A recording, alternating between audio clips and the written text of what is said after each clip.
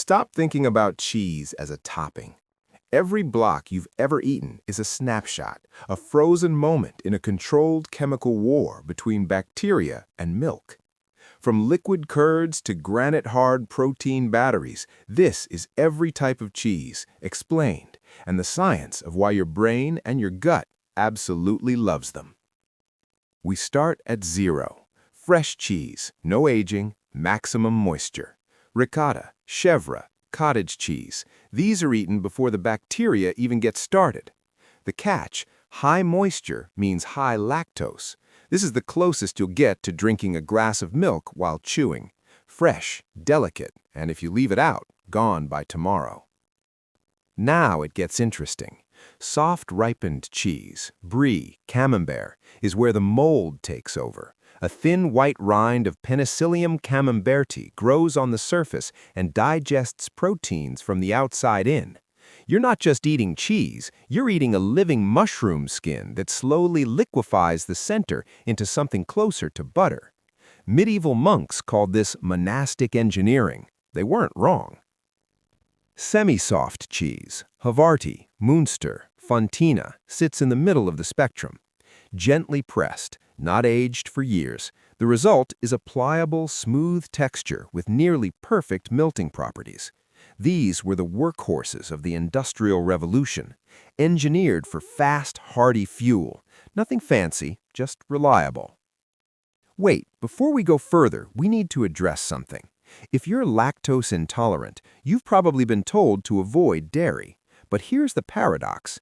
Many lactose-intolerant people can eat aged cheese just fine. Why?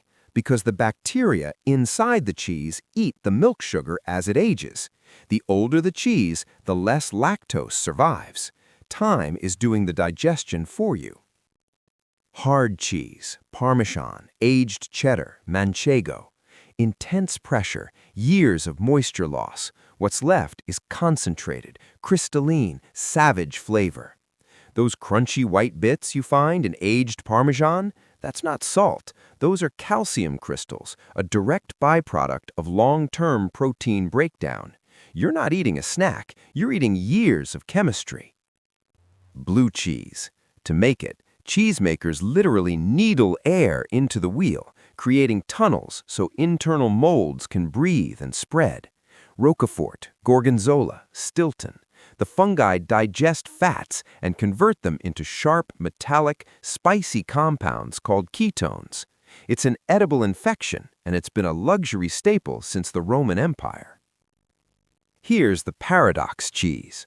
Washed-Rind, Taleggio, Limburger, Epoisse. The rind is bathed repeatedly in brine, beer, or wine to cultivate a specific bacteria, Brevibacterium linens, the same bacteria family found on human skin. The smell? A locker room, genuinely. The taste? Sweet, complex, dry-aged steak. It's the ultimate bait and switch in food, and it was the medieval monks' meat substitute during fasting. Pasta filata, spone paste. Mozzarella, provolone, string cheese. The curd is heated and stretched over and over until the protein fibers align into cables running in the same direction. That's the pizza stretch. That's not an accident, it's mechanical engineering. If it doesn't stretch, it's not true pasta filata. Now we shift from technique to terrain. Goat cheese versus sheep cheese, and the difference comes down to fat chain length.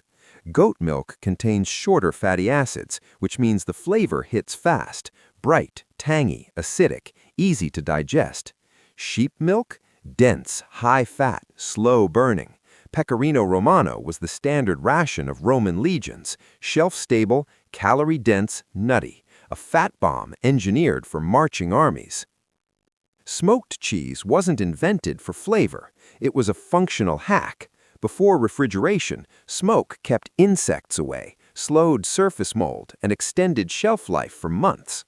The side effect, wood compounds penetrate the rind and create a savory campfire complexity that mimics the umami of grilled meat.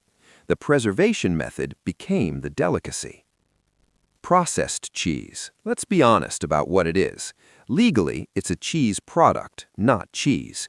Why? Because industrial emulsifiers are added mid-process to permanently halt ripening. The result is a product that never changes, never molds, and melts in a perfectly smooth sheet without ever breaking. Is it cheese? Debatable. Is it an engineering achievement? Absolutely. Stability over nature, and it won. Cream cheese was an accident. In the 1870s, a New York dairyman named William Lawrence was trying to make Neuchâtel, a French soft cheese. He added too much cream. The result was richer, softer, and spreadable. No structure, no aging, no rind. High fat, high moisture, zero patience required. The fast food dairy product of the post-industrial age. And it stuck. Here's the verdict. Every cheese on this list is the same raw ingredient, milk, at a different stage of controlled decay.